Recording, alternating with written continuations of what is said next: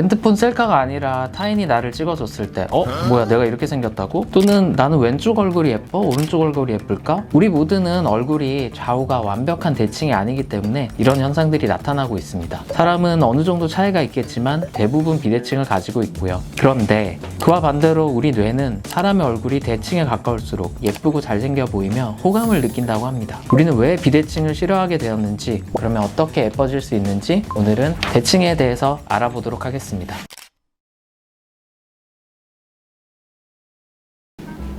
안녕하십니까. 저는 눈과 코를 주로 수술하고 있는 애톤 성형외과 김재건 원장이라고 합니다. 오늘은 여러분들이 궁금해하실 대칭적인 아름다움에 대한 이야기를 해보도록 하겠습니다. 그럼 우리의 뇌는 왜 대칭을 선호하게 되었을까요? 제가 학생 때 교양 과목으로 심리학 개론이라는 수업을 들은 적이 있었는데요. 진화 심리학적 관점에서 보자면 건강한 유전자를 후세에 남겨서 생존에 유리한 방향으로 나아간다, 이런 설명을 하더라고요. 우리가 생각하는 대칭이라는 게, 아름다움이라는 게 그런 건강한 유전자가 아닐까, 그렇게 생각을 해볼 수도 있을 것 같습니다. 굉장히 이제 어린 나이에서부터 대칭적인 사람, 대칭적인 형태, 이런 것들을 봤을 때 뇌에서도 그런 보상 기전을 주는 영역이 활성화되어서 기분이 좋아지고 한다는 것도 알 수가 있었고, 그와 나머지 연구들은 원형이라든지 이런 대칭적인 사물이라든지 사람이 심리적인 안정감을 준다는 것은 밝혀진 것들이 있지만, 그것이 왜 안정감을 주느냐라는 이유는 딱히 설명하는 연구들이 없더라고요. 그래서 다시 결론적으로 얘기를 하면 정확한 이유는 아무도 모른다. 그렇지만 한 가지 확실한 건 우리가 조금 더 대칭적인 얼굴이라든지 대칭적인 모양에 안정감을 느끼거나 호감을 가질 수 있다라는 것은 알 수 있게 되는 것 같습니다.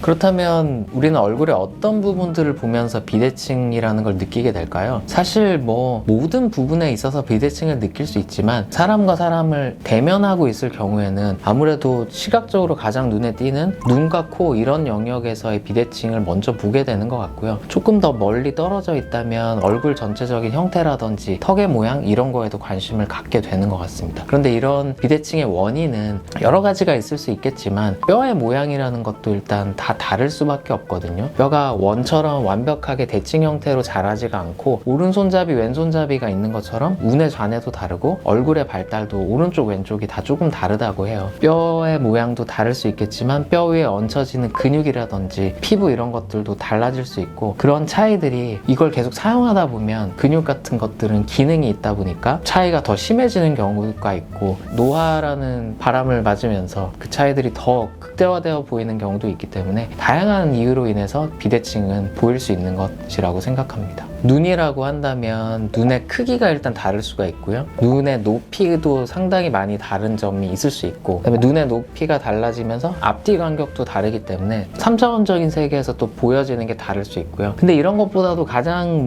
큰 차이라고 하면 쌍꺼풀의 여부? 이런 것들이 한쪽에만 있는 경우 그 차이가 극대화되기도 하고, 눈 뜨는 힘의 차이가 한쪽과 반대쪽이 차이가 크면 그런 것들은 누구나 봐도 차이가 극명하게 드러날 수 있는 부분이라고 생각이 되고요. 코 같은 경우에는 얼굴의 가운데에 있고 하나밖에 없지 않습니까? 그럼에도 불구하고 왼쪽 코와 오른쪽 코의 느낌이 다를 수 있고요. 이게 반듯하게 내려오지 않고 휘어 보이는 경우 또 그런 비대칭적으로 느껴질 수가 있습니다. 좀 내려가서 턱 끝에 부분에 있어서도 얼굴이 어떻게 보면 이마 쪽, 중안면 쪽, 그다음에 하악 쪽, 이렇게 해서 3등분으로 나눠져 있다고 생각을 했을 때, 이 가운데 축들이 한 가지 축으로 공유하고 있으면 또 가운데가 잘 맞아 보이겠지만, 이런 축들이 조금씩 뒤틀어진 경우가 있어요. 그런 것들을 부종교합이라고 설명을 할 수도 있겠지만, 가운데와 가운데가 이렇게 맞지 않을 수도 있지만 회전해서 맞지 않는 경우도 있을 수 있거든요. 그런 경우 턱 끝의 위치가 달라지면서 턱이 한쪽으로 돌아간 것처럼 보이고, 그런 것도 비대칭으로 보여질 수가 있을 것 같습니다. 비대칭을 고칠 수 있는 방법이 여러 가지가 있겠지만, 그 중에서 저희는 이제 성형외과를 하고 있으니까 성형외과 전문의로서 성형수술로 인해서 어떻게 비대칭을 교정할 수 있는지에 대한 예를 설명드리도록 하겠습니다.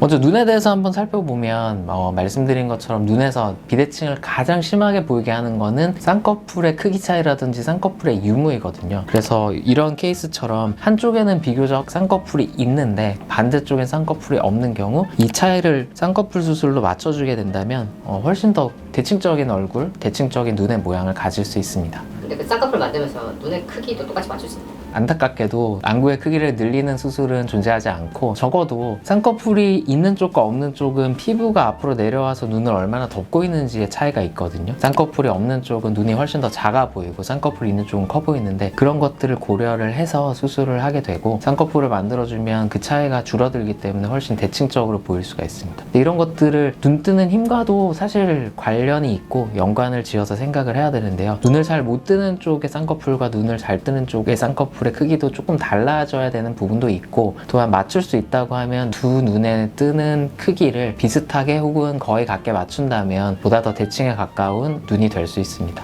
자, 다음은 코의 부분인데, 코는 휘어있는 코를 교정하는 경우도 있고, 코의 구조들이 서로 달라서 대칭적으로 보이지 않는 코를 교정하는 경우도 있어요. 사진으로 잘 보실 수 있을지 모르겠지만, 이 환자분 같은 경우에는 왼쪽 편에 코의 볼륨이 훨씬 많아서 더 둥그렇게 보이고, 이쪽 부분이 통통해 보이고, 오른쪽 부분은 좀 납작해 보이는 형태의 변형을 가지고 있었거든요. 그래서 수술은 피부나 살, 이런 부드러운 조직이 많으면 많은 부분을 좀 줄여가지고 대칭을 맞추고, 그 밑에 있는 구조물인 코끝의 연골의 모양도 최대한 가운데를 맞추고 모양의 차이를 교정해 주는 게 수술의 내용인데, 이것은 단순히 크기를 조절하는 내용이 아니라 어떤 쪽은 좀 볼록하고 어떤 쪽은 오목하고 할 수 있는 차이가 있을 수 있는데, 그러한 곡률도 최대한 비슷하게 맞춰서 수술을 진행을 하게 되고요. 이 경우엔 그 조직의 일부를 제거를 하고, 그 다음에 왼쪽에 있었던 연골의 크기 자체가 컸기 때문에 그 크기를 조금 조절해서 비슷하게 맞춘 상태에서 볼록한 정도, 튀어나온 곡률의 정도를 비슷하게 개선을 해서 가운데로 와 보이게끔 만들어준 그런 경우였습니다.